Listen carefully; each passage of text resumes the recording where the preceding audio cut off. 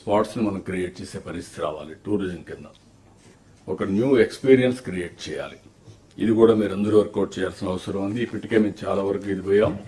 Industrial status ఇచ్చాం.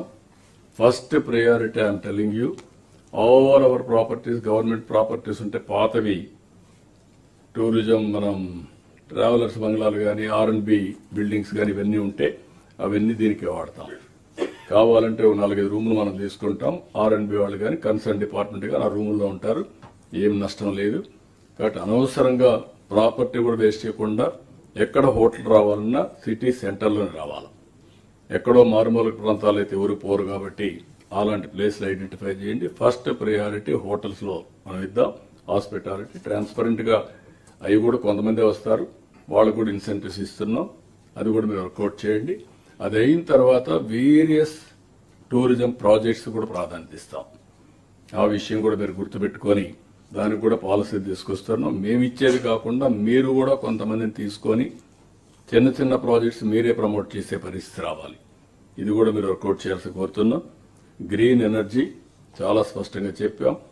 10,000 ఇండ్ల పైన రూఫ్ టాప్ సోలార్ ప్యానెల్స్ పెట్టాలి. ఎమ్మెల్యేలకు అందరికి టార్గెట్ ఇచ్చాం. ఎవ్రీ కాన్స్టిట్యున్సీ అంటే ఒక కలెక్టర్కి 70,000 వస్తాయి. ఇంకా ఎక్కువ చేస్తే will be very happy. Minimum 70. దానికి కూడా గైడ్ లైన్స్ ఇచ్చాం. మళ్ళీ చెప్పక్కర్లేదు. ఇంకా యు ఆర్ గోయింగ్ అహెడ్.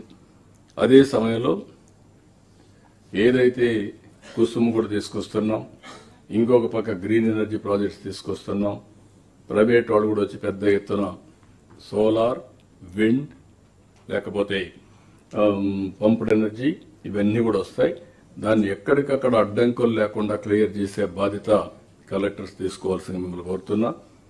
రాబోయే 5 సంవత్సరాల్లో 10 lakh crores ఇన్వెస్ట్మెంట్ ఈ సెక్టర్లో ఆలోచిస్తున్నాం. ఒక రిలయన్స్ బయోఫ్యూయల్ కింద 500 యూనిట్లు దగ్గర 65,000 కోట్లు ఖర్చు పెడుతున్నారు. 2,50,000 మందికి ఉద్యోగాలు వస్తున్నాయి. ఇప్పుడే మనం మాట్లాడుకున్నప్పుడు సర్క్యులర్ ఎకానమీ అన్నాం. All of you has to understand what is circular economy. Even నేను కూడా స్వచ్ఛ భారత్ రిపోర్ట్ నేనే ఇచ్చాను. దానికి ఫండ్స్ కూడా పెట్టాం. గవర్నమెంట్ ఆఫ్ ఇండియా ఈరోజు స్వచ్ఛ భారత్ని ఒక యాక్టివిటీ కింద చేసి గవర్నమెంట్ ఆఫ్ ఇండియాలో ఒక డిపార్ట్మెంట్ వచ్చింది. ఇక్కడ రాష్ట్ర ప్రభుత్వాలు కూడా డిపార్ట్మెంట్లు పెట్టారు. దీనిపైన ఫండ్స్ కూడా ఇస్తున్నారు. దీన్ని లాజికల్గా తీసుకుపోవాల్సిన అవసరం ఉంది. స్వచ్ఛ ఆంధ్రప్రదేశ్ కార్పొరేషన్ కూడా ఉంది. ఉన్నారో వచ్చాడు ఆయన ఇక్కడికి ఇప్పుడు ఈ రోజున? Yesterday he had come, sir. So. Yesterday has come. Yes.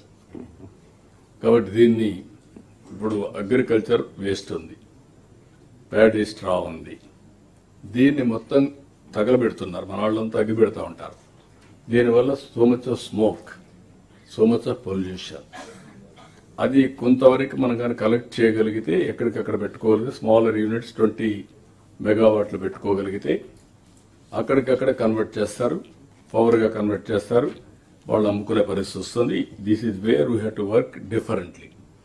Everything we have to go for recycling or reuse.